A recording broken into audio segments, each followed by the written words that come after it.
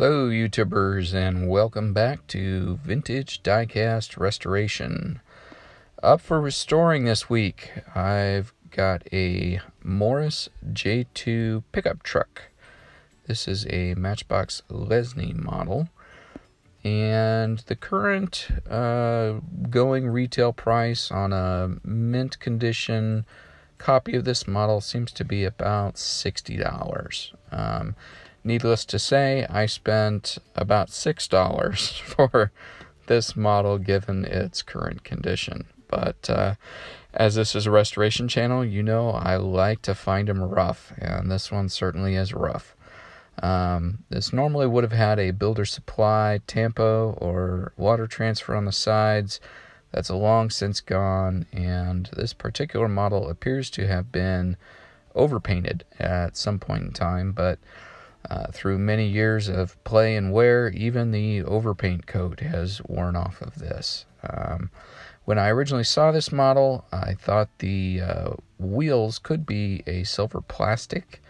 After I got it, I actually found out that they are metal wheels.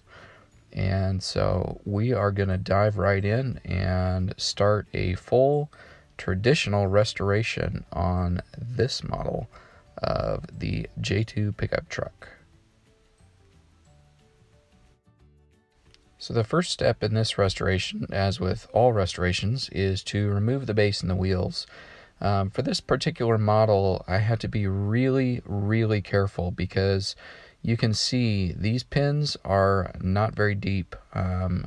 They go just a few millimeters beyond the bottom of the pickup bed, and wanted to be very careful to make sure that I didn't drill through and drill into that bed below. But I've got to drill enough to make sure that I get most of the flange off. And so I just went very slow with the flattest tipped drill bit that I have. And now I think with just a little gentle persuasion, we should be able to remove the base.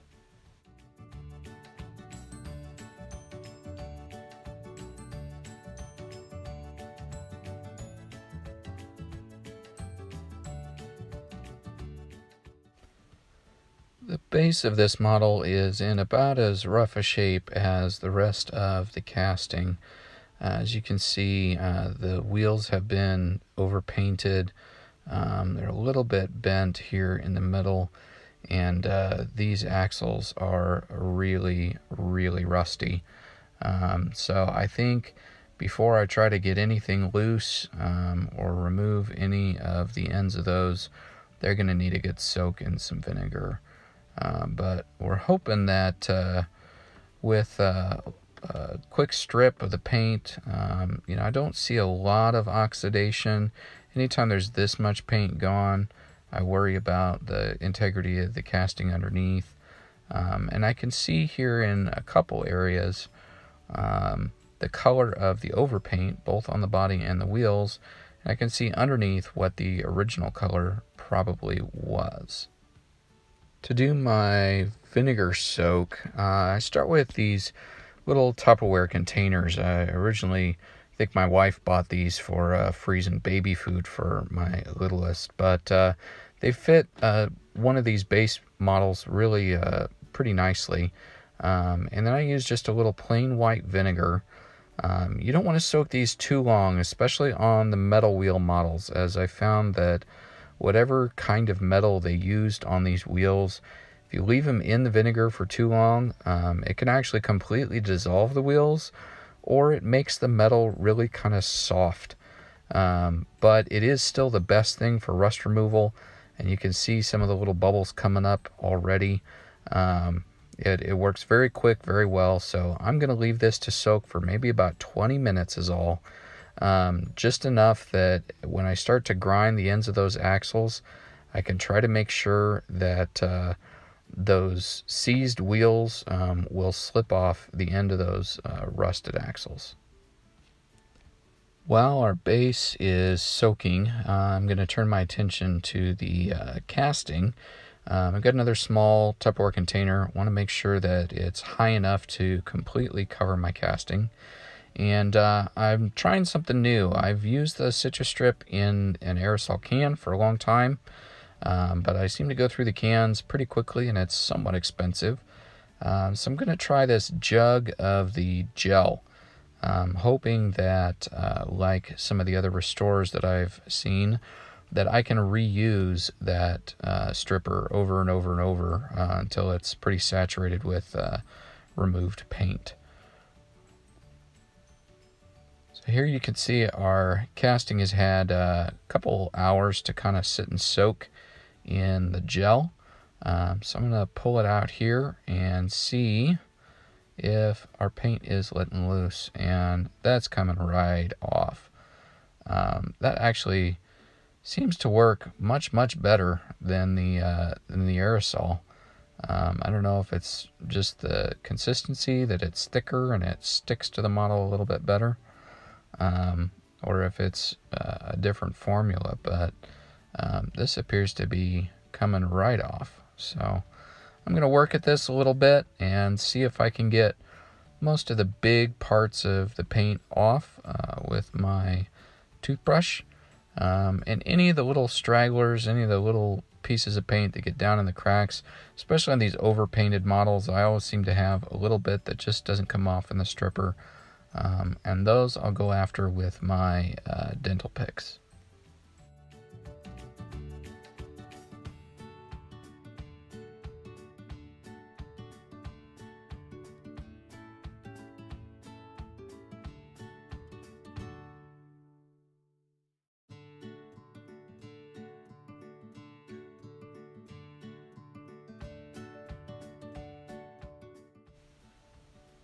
Now we have our stripped casting all cleaned up.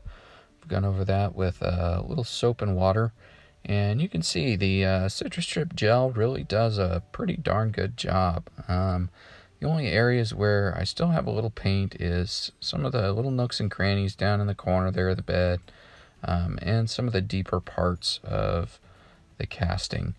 And I think that really the only way that I'm going to be able to get to some of these more stubborn areas is with my set of dental picks. I got this set. It's a pretty cheap set. I ordered it off of Amazon. I do have a nicer set that I actually got from my dentist, and I've talked about that in one of my other tool time videos. But for this casting, I like the cheap Amazon set. The ends are a little bit softer, and because this is such a valuable casting and valuable model, I want to be careful that I don't put any scratches in it. And so these cheaper picks, they tend to bend before they would do any damage to the original casting. So I'm just going to work at this a little bit, kind of work my way around the model, and see how much of this remnant paint that I can get off.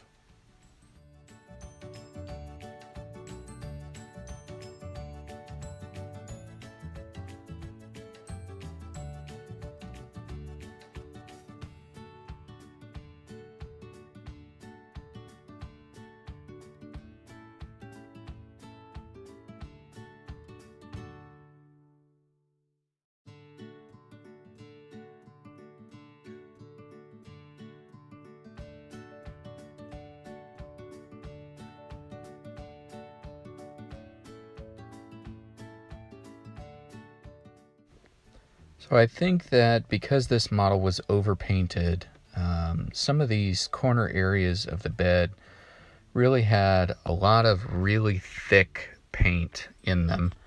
And when I used my stripper, it just wasn't able to penetrate those areas where the paint was really thick, really deep, which seems to be all of the inside corners of the bed here. So the good news is that whatever the Citrus Strip does to break the bonds of the paint, as soon as I touch it with the tip, the point of my little dental pick, it seems to flake right out, and it's coming off in big sections. So I think I should be able to get rid of the worst of what's left here. And as you can see, I've taken a lot out. And then As a way to follow up, I like to just take a little alcohol on the end of a Q-tip and just kind of swab that out and make sure we get any of those lasting little crumbs out. So now that the base has had a few minutes to soak in some vinegar, I'm going to go ahead and try to remove these wheels and axles from the base. I'm not going to go into a tremendous amount of detail on this. I think it's been pretty well documented by most of the different Matchbox channels. And I use just a square grinding stone on the end of my Dremel to remove the little burr that's on the end of the axle. And then as soon as that's off, I can usually pry these wheels off of the axle. As I mentioned, this one's going to be a little bit tough just because the axles are so rusted and the wheels are seized. So it really did take some doing, but I was able to remove the wheels and axles just by prying gently on the side with a small screwdriver. So now the base is going to get the same treatment as the casting, and we'll put it into strip. As you can see from these wheels and axles, got some of the rust off. That's from the little vinegar soak, but these wheels are still very firmly attached to the axles. And so I found the best way to remove that is to support the sides of the wheel. I'm just using my pair of needle nose here. And then just to kind of gently tap on the end of the axle. And then that should get the rusty part of the axle clear. And then once I get to the smoother part of the axle, the part that we soaked in the vinegar, I can usually get them to slide off. And, you know, these are 50, 60 years old at this point, so I want to be really, really careful with them. I haven't broken one yet, but I've seen them break, and I know it's possible. And then once I get the axles free, I'm going to go ahead and let them soak probably overnight in the white vinegar, just to remove the rest of the surface rust that's on them. And then I'll finish that up with a little quad-aught steel wool in the chuck of my drill, just to get those nice and smooth and cleaned up. With the wheels off, now I can turn my attention to some of the overpaint that was on these. Now the short soak that I did in the vinegar has helped to loosen up some of this, and I can certainly probably pop them into the Citrastrip, but as I mentioned, the pop metal or whatever kind of metal they use on these wheels seems to be really soft and sensitive to some of those things, so I'm just going to go at them with my dental picks. The paint on the original casting is kind of a mix between a baby blue and a turquoise. And so I've gone back to my little stash of Testors enamel paints, and I've got a nice pale turquoise color. I believe it's just called gloss turquoise. I think that's the Testors color for it. And I'm going to use that as my base color. I know that the original model is a little bit darker than this, and anytime I want to darken something up, I want to start with my lighter color first, and then I'll add my darker color to it. In this case, I'm using the Testors Gloss Dark Blue. And I find it easiest to use my little eyedropper tools, and once I get my base color in the cup, then I just add a few drops of the darker color to it, and then I'll do a mix. To mix my paint, I use this little battery operated cappuccino frother. Again, this was a tip I picked up from one of the other Matchbox stores, and it seems to just work really, really well. Gives a nice thorough mix, and I'm not worried about anything. After I get all my colors mixed up, I want to add a little bit of thinner to it, and I can usually tell because of my mixer if I have my paint thin enough. The little motor in that frother is powerful enough that with the right amount of thinner in it, it just spins and mixes great. And if I don't have enough thinner in it, it's going to be kind of sluggish when I mix it. It'll go around kind of slow, and I can tell it's a strain on the motor. So if it's too thick, it won't flow through my airbrush, and my mixer doesn't work right. And so that's a kind of a good temper for me to see if I've got my mix and my colors right. Not quite happy with this yet. It's still not quite dark enough. But as I've mentioned before, I like to sneak up on it, and I can always add another drop or two of blue if I think it needs to go a little bit darker. But if I get too much dark blue in there, it's going to take a tremendous amount of my lighter base to come back to where I need it to be. And that's how you end up mixing way too much paint. And these aren't expensive. It's one of the reasons I like the Testors paints. I think I spend about $2 for a jar of this paint, but I don't want to go through more of it than I need to. So I just work slow and add a little bit of dark until I narrow in on the color that seems to be right for the model.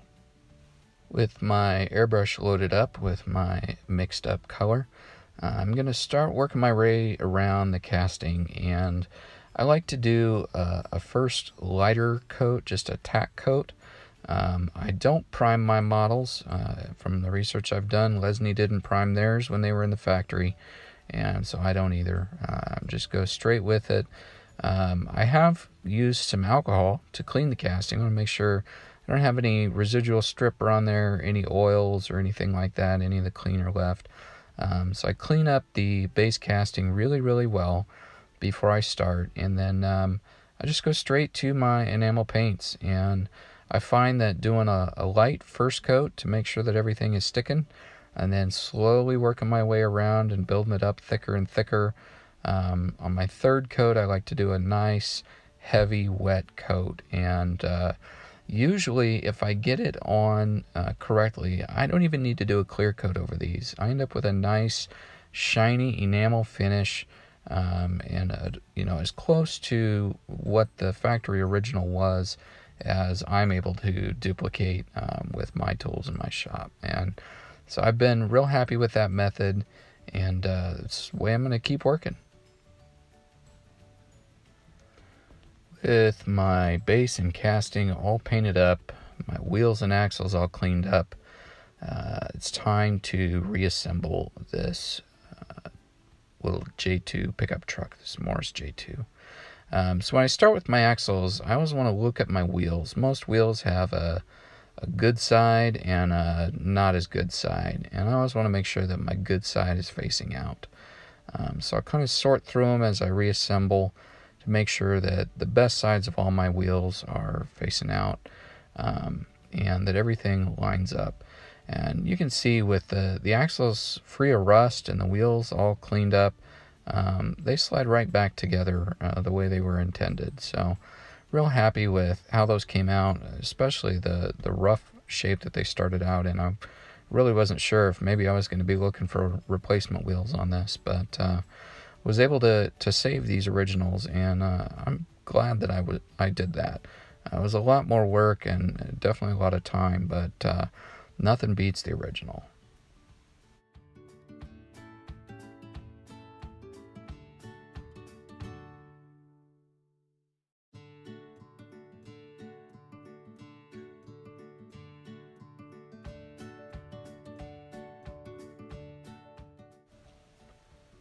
I ordered some replacement decals, the Builder's Supply logo that would have been on this model originally. And I got these from MK Model Car, I think it's MK Model Cars or something like that. I'll put the link down in the description, but I've used them for a lot of my replacement parts for restorations, and the tampos or the water slide, the water transfers that I've gotten from them have all been really, really good. It's kind of hit or miss quality, and I've had some that I've ordered off of eBay that I was not very impressed with, but MK seems to do a really good job with their water slides, and these were no exception. I do let them soak for just a little bit in the water, They really don't take very long. As soon as I see the background paper kind of start to go a little translucent or kind of start to turn, usually that is enough.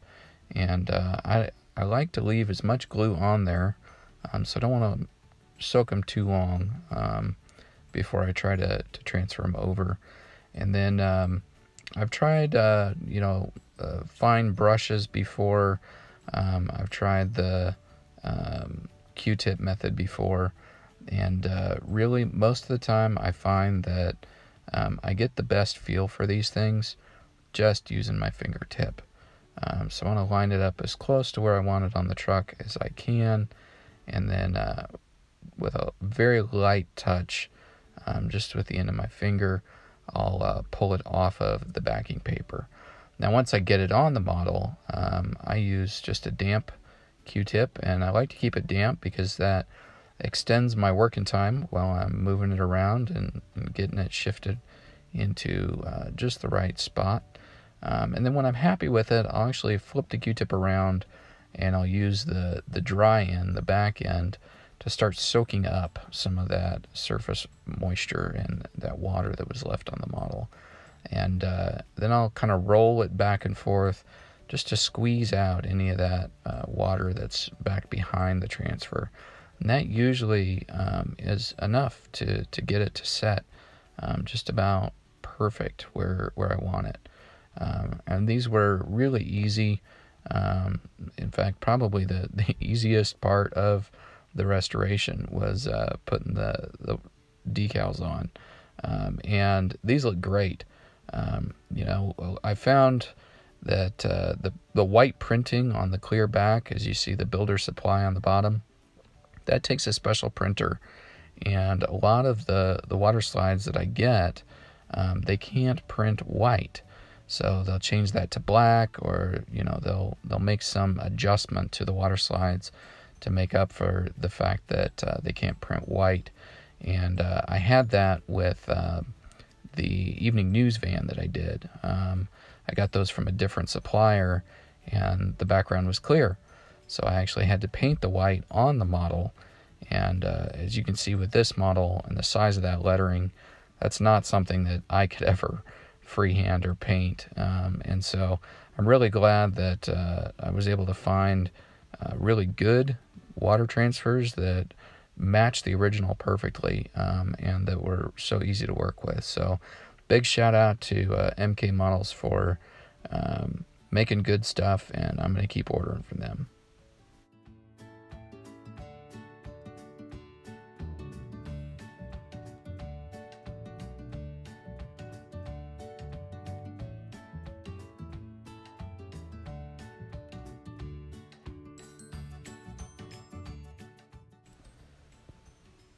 Here you can see our fully assembled base.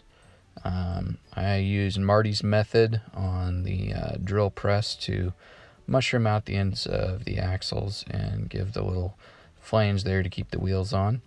And in this case, I'm not going to drill and tap because there's just not enough material there. But what I did do is I left a little bit of the flange on the bottom. And so I think if I wanted to, I could put a couple dabs of super glue, but I think in this case, all I'm going to do is just use my tweezers just to bend back the edges of the flange that I left and help to keep that base in place. Most of these models are going to go on display in my collection. They're not to be played with again, and so I'm not worried about it coming apart. The last thing I need to put the finishing touches on this is to put back on all of the silver details. And I always do this as my very last step, just because this the silver ink does take a long time to dry. And if I've said it once, I've said it 100 times. I'm not a patient person. And when you get this many hours and this much work into a casting and it's looking so good, it's so easy to mess it up. And I've done it. I've stuck my fingers in things. I've had to completely strip and start over with the models. because I didn't let something dry or I didn't pay attention when I was doing it. And I just didn't want that to happen here. And so the very, very last thing that I do to complete a restoration is to go back in with a very fine tip brush and a little of my Pilot Silver ink. And I found that those Pilot pens, they seem to be the closest to the original match that I can get for the silver paint that Lesney used. It's kind of a unique silver. It's got a little metallic in it, but it's not shiny. And that's been a hard thing for me to find, especially in something that flows well and is workable. And I've been real happy with the Pilot pens. They seem to do a really good job, and they're easy to work with. So I'm just going to work my way around the casting, and I'm referencing pictures because I don't have another one of these models. As I mentioned at the beginning, these are a little bit harder to find. They tend to be more expensive, more desirable to collectors. And so this is the only one I have. And until I can muster up a lot more pocket change, I'm probably not going to have an original of this casting. The really nice ones that I found are anywhere from $80 to $100, and that buys a lot of other cars and fills a lot of other holes in my collection. So someday I hope to find a nice original mint or near mint copy of this model. But for right now, this restoration is going to fill that hole, and I'm going to enjoy it. So I'm just going to work my way around the model. I'm going to touch up all the bumpers, and I do, because it's a restoration, I do like to add in a few more of those details that the ladies at Lesney probably would have done if they would have had a little more time per car. But, you know, when they made literally hundreds of thousands of these and they had to crank them off the line pretty quick, you know, they could only spend a few seconds probably with each one of these castings. So they were lucky to get the headlights and the grill. But I'm going to take my time and spend a little bit more on this casting because it is looking so good. And I really like the extra level of detail that it adds to showcase a few more of those little casting details. So we're going to hit the taillights and the rear bumpers and the door handles and all those little things that I think really made the Lesney Matchbox casting so unique. And I think it's part of the reason collectors still love them today. You know, Matchbox and Matchbox Lesney, they really had a much higher standard. You know, and I compare them to the other models of the time. They just seem to really have a lot more details than the Hot Wheels or the Corgis or some of the other brands that were out there. And so, because that's one of the things that makes a Lesney Matchbox, I like showing them off. So here's a quick reminder of what this casting looked like when we started. This was severely play-worn and overpainted at some point. The original tampos were completely gone, and the casting was starting to show some signs of oxidation where the paint was lost.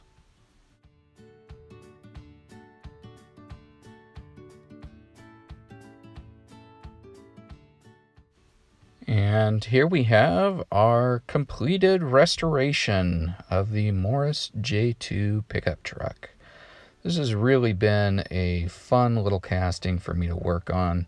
I know I've done a couple customs and some other things lately, and it was really nice to get back to doing just a true restoration, back to the original. I do wish I had a box for this one.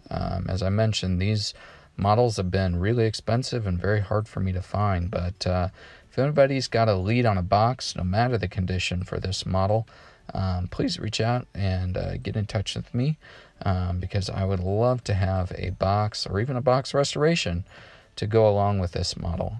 But this has really been a lot of fun, and it's definitely one of the new centerpieces of my collection. I just am tickled pink with how this turned out, or perhaps tickled blue. But it's been a lot of fun to work on. I hope that you all have enjoyed it as well. As always, if you like the video, give me a like down below. I'd love to hear your comments. Want to know what you think I did right, what you think I did wrong, other things you'd like me to try on the channel, and just, your feedback. I'm always looking at how I can improve the channel, what I can do better, ways I can improve, and I get that from you. I do read all of my comments, so please leave me your comments below. And then, as always, if you enjoyed what I do, you like watching these restorations, click that subscribe button so you can keep up to date with all of our future videos. Join us next week for another vintage die-cast restoration.